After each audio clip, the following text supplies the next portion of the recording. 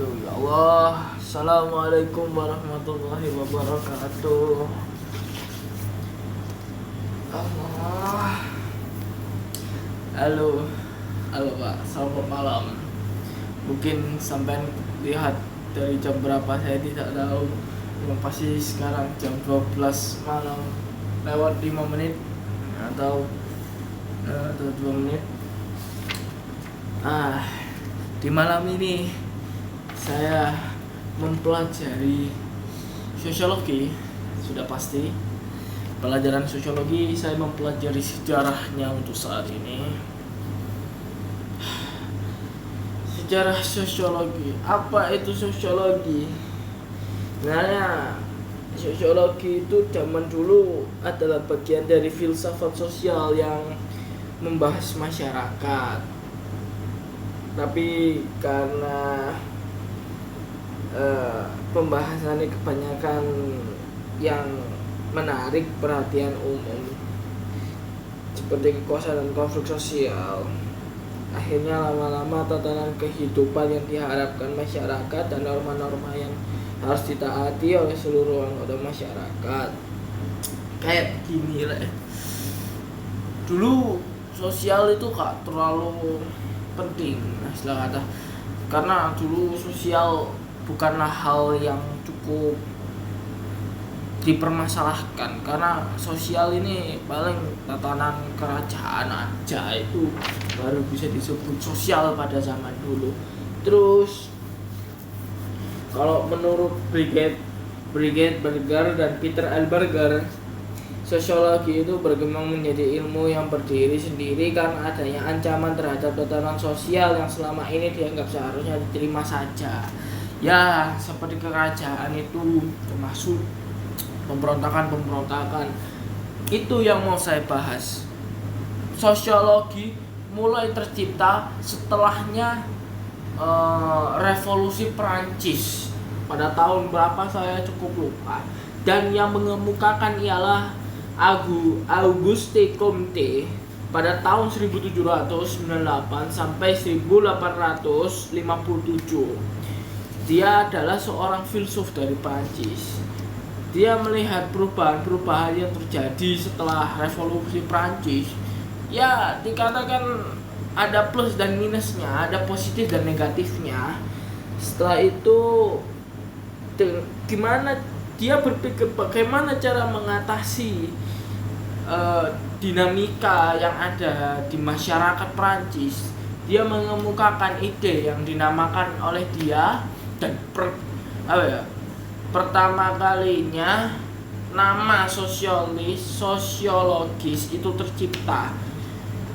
Ya, Auguste Comte menciptakan pelajaran, menciptakan yang dinamakan sosiologis pada tahun 1998 mungkin. Maksud saya 1798. Dan dia juga dipandang sebagai salah satu positivisme. Jadi positivisme maksud saya, jadi kayak orang yang cukup berpikir rasional pada zamannya. Setelah itu Auguste Comte mulai terkenal. Semakin dia terkenal, lalu didengar oleh salah satu peneliti yang bernama Herbert Spencer. Dia akhirnya membuat buku yang dinamakan Principle of Sociology. Di dalam buku ini Spencer mengembangkan tentang sistem sosiologis yang menerapkan teori evolusi organik pada masyarakat dan mengembangkan teori besar tentang evolusi sosial yang diterima secara luas di masyarakat. Ya,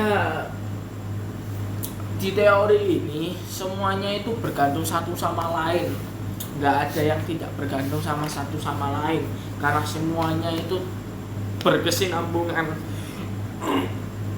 Lalu itu si Herbert Spencer, dia itu dari tahun 1820 sampai 1903. Lalu dilanjutkan oleh salah satu sosiologis dari Prancis lagi yang bernama Emile Durkheim dari tahun 1858 sampai 1917. Mungkin dia juga mengemukakan idenya pada saat Perang Dunia I. Dia menciptakan buku mengembangkan metodologi sosiologi melalui bukunya yang bernama The Role of Sociological Method pada tahun 1895 di akhir abad ke-18. Durkheim menyatakan bahwa sosiologi memiliki optik kajian yang jelas, yaitu fakta sosial, sementara untuk metodologi, Durkheim mengemukakan konsep bebas atau nilai, atau yang bahasa ilmiahnya adalah value free. Lalu ada dua tokoh lain, yaitu Max Weber pada tahun 1864 sampai 1920. Salah satu pemikirannya adalah mengenai perubahan sosial. Weber berpendapat bahwa ide dan nilai merupakan faktor yang sama pentingnya dengan ekonomi dalam perubahan sosial, dan itu memang benar. Memang iya, ekonomi dan manusia itu saling berkesinambungan. Jika ekonomi bagus tapi orang-orangnya nggak bagus, ya podo ae. Nah, misalnya orang-orangnya bagus tapi ekonomi ini terpuruk, ya sama-sama merugikan. Dan itu juga bisa menjadi motivasi membuat suatu negara atau suatu kelompok untuk maju. Lalu ada lagi dari Eropa. Selain dari Eropa, yaitu benua Amerika, ada Talcott Pearson. Dikenal dengan teorinya mekanisme masyarakat, prinsip yang melatar belakangi struktur sosial. Pearson mengembangkan analisis fungsional dan menerapkannya pada berbagai karya tulisnya. Salah satunya ialah The Social System pada 1951. Mungkin sekarang bukunya masih ada atau berbasis online. Saya belum membaca. Ya, seperti itulah. Ya. Lalu apa yang terjadi di Indonesia itu kan di barat. Di Indonesia gimana? Kalau di Indonesia yang mengembangkan, yang mengenalkan pertama kali adalah Sri Paduka Mangkunegara keempat. Dia itu memasukkan unsur tata hubungan manusia pada berbagai golongan yang berbeda atau intergroup relation dalam ajaran Pulang Rah Selo Surajan, ya itu 1982. Itu adalah penulisnya. Dan Ki Hajar Dewantara yang dikenal sebagai peletak dasar pendidikan nasional Indonesia banyak mempraktikkan konsep-konsep penting sosiologi. Jadi selain memang dia menjadi tokoh pendidikan, beliau juga memasukkan unsur-unsur sosiologi di dalam ajaran-ajarannya. Itu bagus sih. Coba pada tahun 2017. Oh ya, pada tahun 1946, 1 tahun setelah Indonesia merdeka, ada seorang penulis atau penerbit, saya nggak tahu namanya. Dia namanya Djoni Gondokusumo. Dia membuat tulisan bernama Sosiologi Indonesia. Sosiologi Indonesia. Dia yang memuat beberapa pengertian mendasar dari sosiologi. Jadi ketika kalau kita mau belajar banyak, dan Djoni Gondokusumo adalah salah satunya. Dan orang pertama kali yang memasukkan ke dalam dunia perkuliahan itu adalah Sunario Kolopaking. Adalah orang pertama yang memberikan kuliah sosiologi dalam bahasa Indonesia pada tahun 1948. Ilmu Politik Yogyakarta, sekarang menjadi UGM. Lalu tokoh yang sangat berperan dalam pengembangan sosiologi di Indonesia adalah Selo Sumarjan.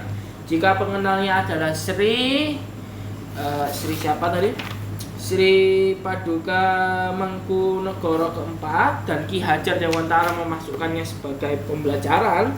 Yang sangat berperan penting dalam pengembangannya di Indonesia adalah Selo Sumarjan. Selain banyak menulis buku sosiologi, dia juga mengajar di UI.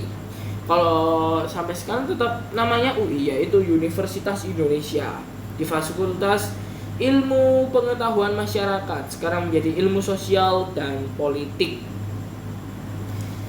Dan dia dipanggil sebagai Bapak Sosiologi Indonesia. Di Indonesia memiliki Selo Sumarjan. Kalau di dunia itu memiliki Auguste Comte, bapak sosiologi. Kalau di Indonesia, bapak sosiologinya ialah Selo Sumarja. Dia dari UI ya.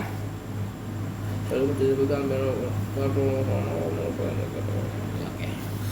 Mungkin karena ini sudah malam, saya rodok ngalor ngidol. Jadi maafkan saya ya Pak. Saya juga harus buku-buku. Begitulah Pak.